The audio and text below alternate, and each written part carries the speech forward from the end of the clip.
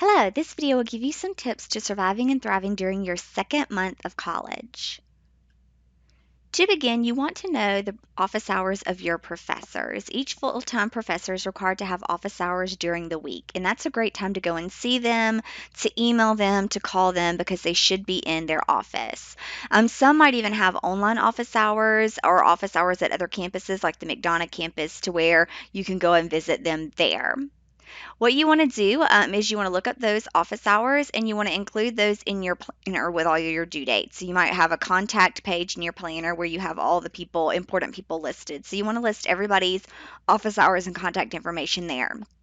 Do note that part-time teachers are not mandated to have office hours, but you can often email them and they will email you back, or you can set up an appointment time to meet often before or after class, immediately before or after class. So they're often still willing to meet with you. So this is how you go and locate your professor's office hours online. You want to go to the website, gordonstate.edu. You do the My Gordon link at the top right of the page. Find the quick links section, and there'll be a button that says faculty credentials and web pages. From there, you want to find the professor's name and choose contact info and office hours there. Then you'll be able to see their office hours, their office location, as well as their email information. So you'll be able to see when they're going to be in their office, taking questions from students, where their office is located, their office's phone number, as well as their email. Another strategy to being successful in your second month of college is to know your tutoring options. So you're getting probably pretty deep into the content at this point and you might need some help. Gordon offers free tutoring. So the Student Success Center, which is on the second floor of our Student Center right above the bookstore, offers free peer tutoring during the week. So you're tutored by a peer and they offer free tutoring in a variety of subjects.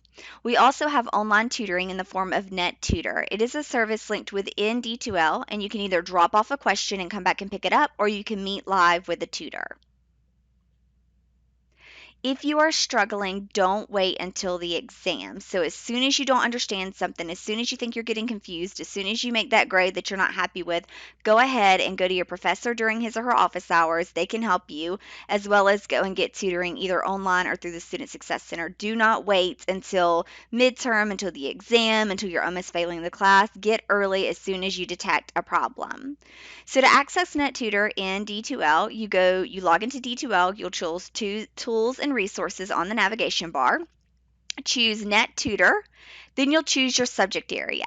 At that point, you'll be able to choose the block to drop off a question where you can just type in a question, drop it off, and then when it's ready, you'll get an email and you can go right back into NetTutor and see the response to that. Or you can go to the block that is to meet live with the tutor. Now, the tutors are usually available in the afternoons or evenings, so during off hours, and you're able to see the tutor schedule in the top right corner. If they are available, you're able to go right in, and it's kind of like a web conference, kind of like FaceTiming, and you can talk back and forth with the tutor there. The next thing that you want to do to survive the second month of college is to understand the scheduled deadlines. So we have three different scheduled deadlines that students often need to be aware of. One is add drop, which is usually the first 3 days of class. So if we started on Monday, the first 3 days of class, Monday, Tuesday, Wednesday would be the add drop period. During the add drop period, you can change your classes and change your schedule as much as you want without penalty. So if you want to change professors, change mode of delivery, trade out this class for that class, you're able to do it and able to adjust your schedule. If you're able to self-register, you can do this yourself by going into Banner Web.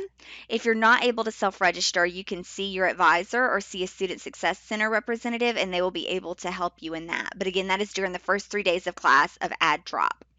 After add drop, so the fourth day of class all the way to the midterm date, you can still drop a class. You cannot add a class, but you can still drop a class from your schedule. Now, there is somewhat of a penalty.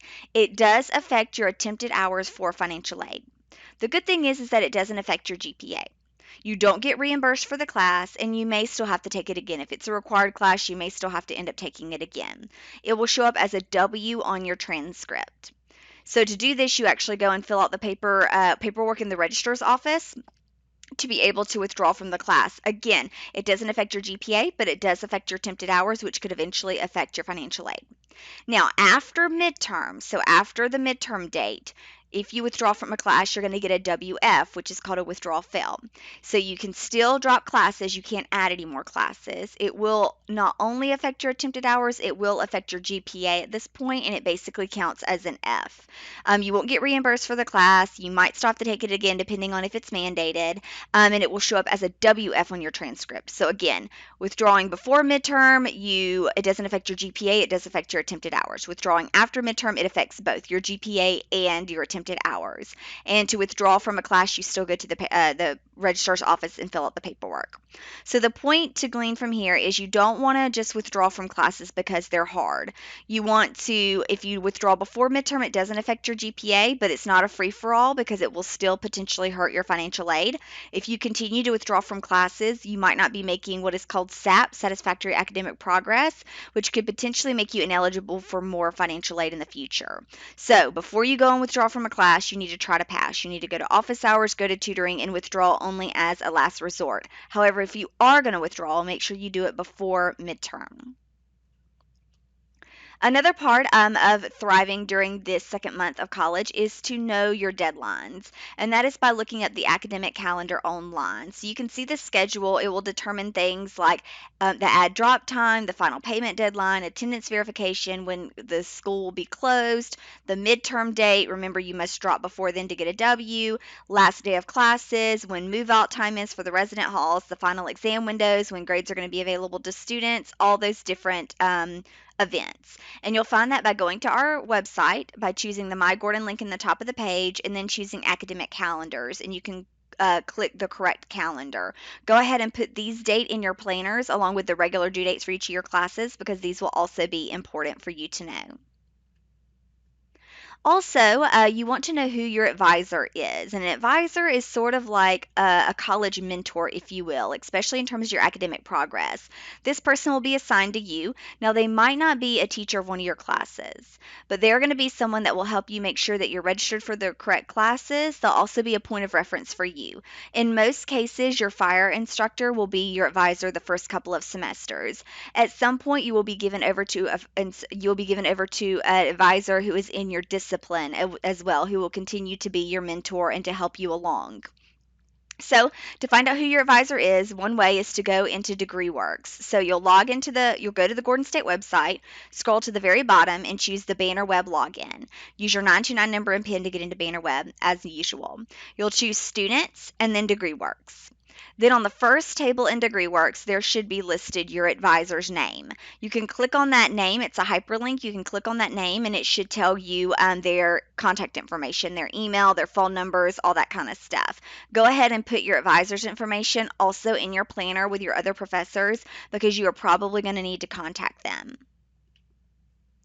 Also, make sure that your major is listed correctly.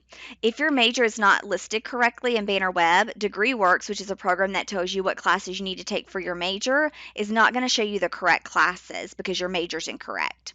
So to be able to do this, you log into DegreeWorks just like we did a minute ago, and you'll look at the top table, and it should tell you what your major is. Now, if it says learning support, that just means you're currently having learning support, you're currently completing learning support classes, which is fine, and that's okay.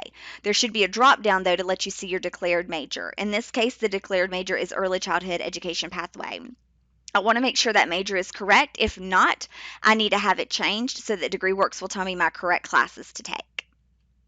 So if your major is listed incorrectly, or you think you want to change your major, the process for doing that is in Banner Web. So you'll scroll to the bottom of the website, choose Banner Web, log into Banner Web.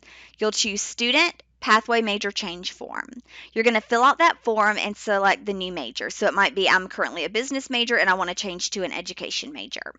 Do not change your advisor. There will be the option to change your advisor. Do not at this point, because you want your fire instructor to stay your teacher, or to stay your advisor for now. So do not change your advisor. Only change your major.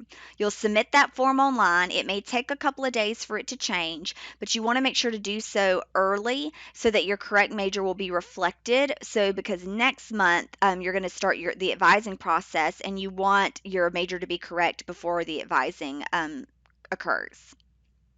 Another thing you want to do, start to do to survive the first semester of college, is to really hone your time management practices and outside obligations. So, we suggest that you create a study schedule that works for your classes.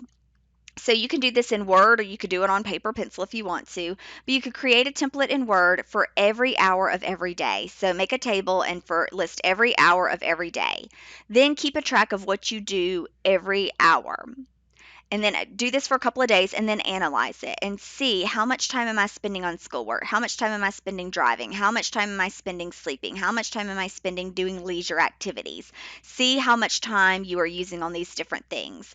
Also determine when you have down or unoccupied time. So during these hours, I had nothing to do.